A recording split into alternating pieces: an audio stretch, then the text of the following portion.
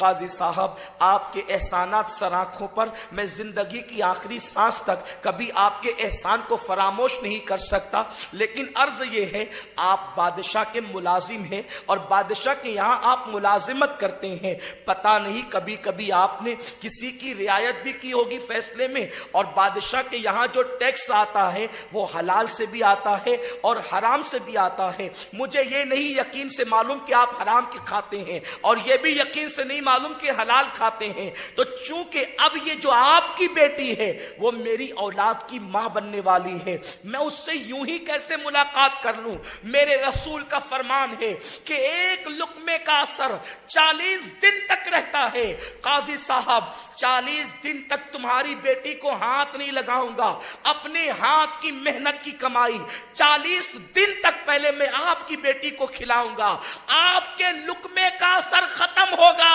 میرے حلال کے لقمے کا، جو پیور حلال ہے، جب اس کا اثر چڑھے گا تب میں اپنی بیوی سے قربت کروں گا۔ قاضی صاحب خوش ہو گئے، پیشانی چوم کر چلے گئے، 40 دن تک کی اپنی محنت کی کمائی کھلائی، سچائی و صداقت کی کمائی کھلائی۔ جب 40 دن مکمل ہوئے تو 41ویں شب میں وظیفہ زوجیت ادا کیا، اور اسی رات خدا کا کرنا کہ بچہ اپنے ماں کے شکم میں قرار پایا، اور جب وہ بچہ پیدا ہوا تو مبارک نے اس بچے کا نام عبداللہ رکھا۔ اسی مبارک مؤذن کے بیٹے کو دنیا نے عبداللہ ابن مبارک کے نام سے جانا۔ عبداللہ بن مبارک وہ ہے، امام اعظم فرماتے ہیں قیامت کے دن اللہ مجھ سے پوچھے گا